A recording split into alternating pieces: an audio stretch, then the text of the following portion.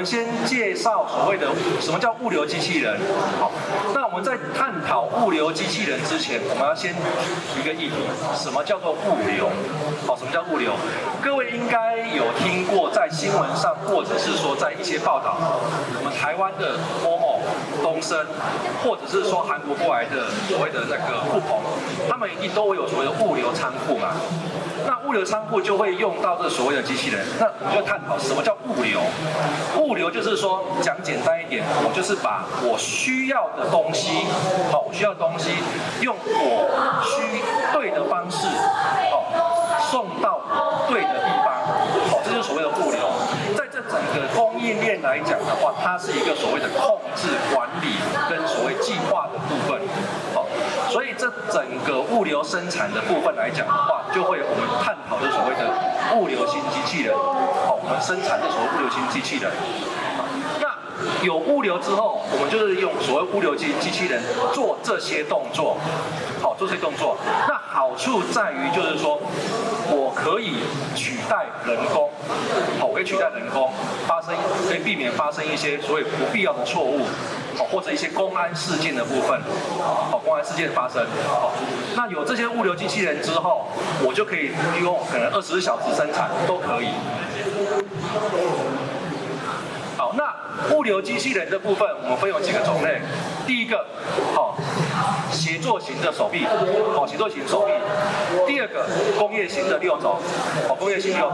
第三，马斗型的，好，再来这种 XYZ 西达的这种4轴手臂的部分。好，所谓协作型的部分。顾名思义，好，就是我可以跟人一起工作。举个例子，今天你的一个产线上面，我只要做一个某一段的自动化生产。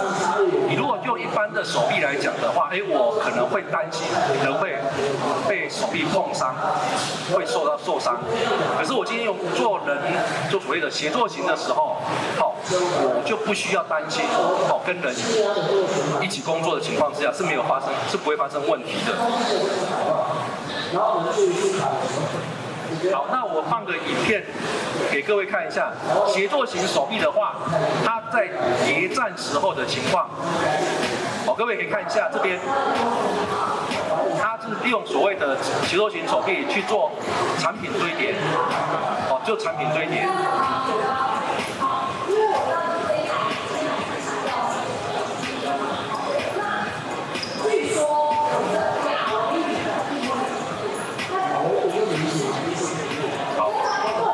接下来，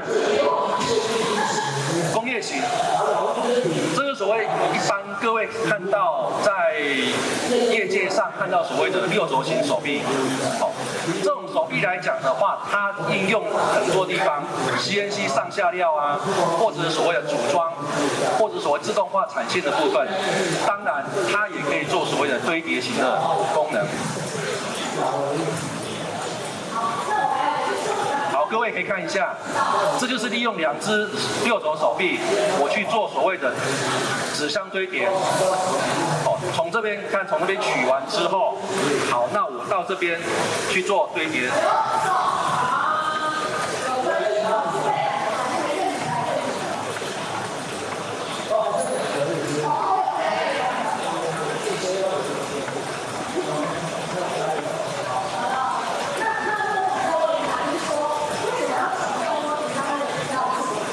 再来马斗型的，好，这里也是专门用在所谓的纸箱堆叠啊，或者是所谓的瓶装，一桌瓶装产品的堆叠部分。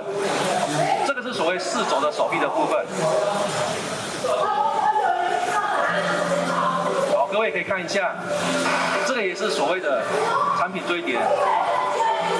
我把这个产品拿起来之后，我去做排列。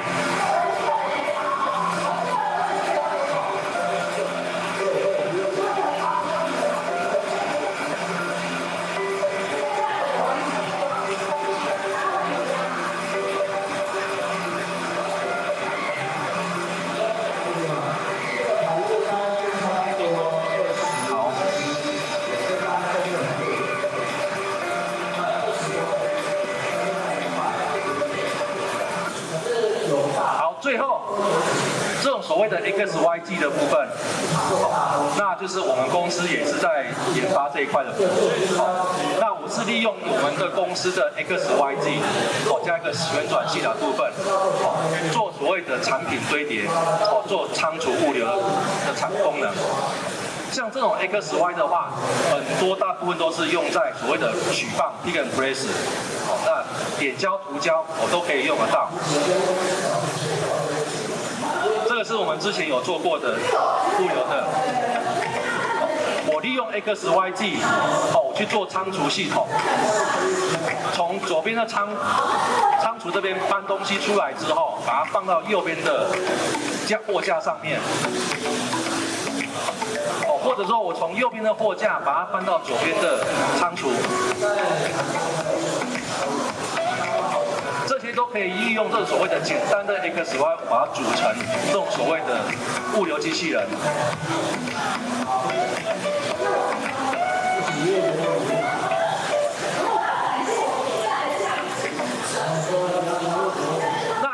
给各位看一下各产品的各种手臂的它有各有优缺点的部分。像我们公司主要是在研发是在所谓的 XYZ， 那它有一些好处，有一些好处。当然每一个产品每一种形式的部分都有各有优缺点，各有优缺点。那我们主要是在研发这一块，所以基本上像我们公司，各位可以看一下，我的控制器体积小，控制器体积小。我的产品购入的产品成本便宜，不像一般的这种所谓的6轴手臂来讲的话，购入的成本会比较高一些。甚至我在 maintain 的时候，甚至客户都可以自己做 maintain， 不像这种6轴手臂来讲的话，我必须要仰赖原厂去做维修。再来，寿命的部分，那像我们进度的部分，我们的螺杆的话是可以到5 μ 以内，甚至如果说今天你要在线性马达，我们也可以帮你们去做线性马达的处理，甚至可以在2 μ 3 μ 的精度都没有问题。那各位可以列出一下，就是说，像现在在市面上各种物流型机器人的厂牌，像亚洲来讲的话，我们公司在台湾来讲的话，算是我们第一间从机构到控制到马达，我们是一体帮你们做整合这一部分。那其他家来讲的话，各位可以看一下，甚至在这种 XY 来讲的话，台湾我们第一家，甚至亚洲雅马哈 II， 那甚至在欧洲Bosch那边都有。那我们种类的部分来讲的话，我们会有分3轴形式的，甚至有4轴形式的。那这种来讲的话，各位我们只是列出简单的。那你如果说有其他需要的组装方式，我们都可以帮你们去做规划，我们都帮你们做规划。那这是我们的系统的构成图。主要是一个控制器，接上我们的机械手臂，接在机械手臂。那对上位来讲的话，我可以利用 I/O， 或者是 Ethernet 的方式，去做连接。当然我们也有一个交导器，方便你去做交导位置。那这个是我们的控制器的特点，我们的体积小，就只有这样子而已，就体积小，而且简单操作。这个是我们的基本的式样，那其中一点，我们标准是4轴，标准4轴，最大可以扩充到6轴，就像一只人的手臂一样这样子。那语系的部分，我们操作语系的部分，我们有中文、英文、日文。那其他的语系我们持续的增加中。那接下来的话，这个是我跟各位说明一下我们的软体的特性。刚刚跟各位介绍，我们有6轴，所以这个是我们操作6轴的界面，操作6轴的界面。再来。因为我们发展这一块所谓的物流型机器人，我们主要是在所谓谍战的功能，谍战功能。所以在做谍战功能的时候，我们会有设定这个砧板的这种谍战的所谓的5个矩阵的功能，5个矩阵的位置，我们去设定这5个矩阵功能。再来，我要设定矩阵的 SYG 的方向的数量。好，设定这些完了之后，它就会帮你去做控制器，帮你去做这个位置的排列，好，位置排列的部分。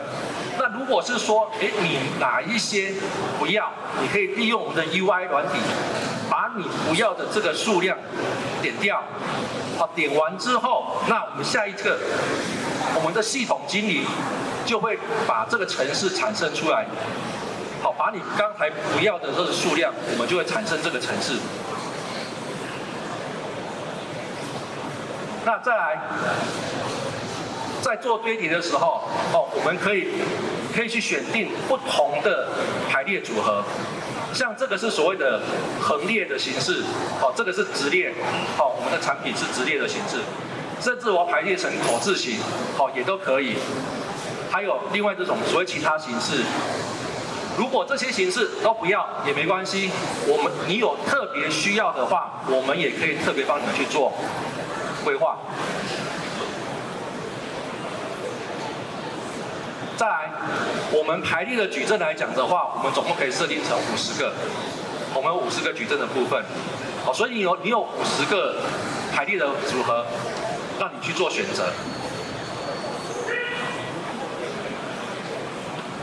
再来，当你要去做排列的时候，我可以去设定我的砧板的尺寸，它去设定所谓的你要抓取的物件尺寸，设定这些之后，那我就可以利用我们的控制器 UI 的部分，去帮你去做尺寸排列，数量的排列的部分。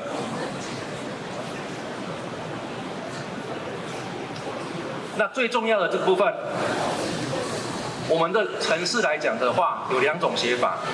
如果各位之前有玩过所谓的点交功能的话，我们是以所谓点位置为主的写法。第二种，如果说你有会 Robot 的程式，我们也可以利用所谓的控制器去写 Robot 程式的功能。2种程式我们都可以在我们控制器上面去做选择。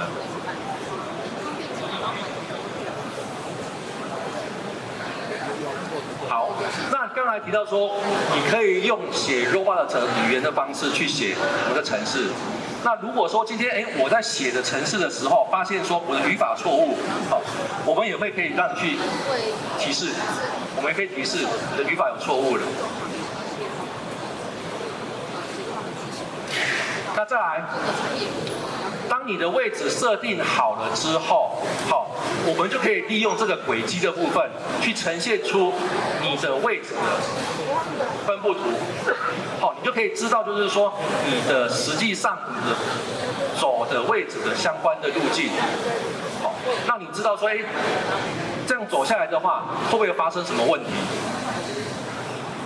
好，那以上大概是我们的产品介绍。那我们在一馆那边，我们在一馆4楼，136这个位置的部分有我们的摊位。如果说有兴趣的时候，那可以到我们一馆那边去看一下我们的产品。好，那以上。非常感谢周佑达自动化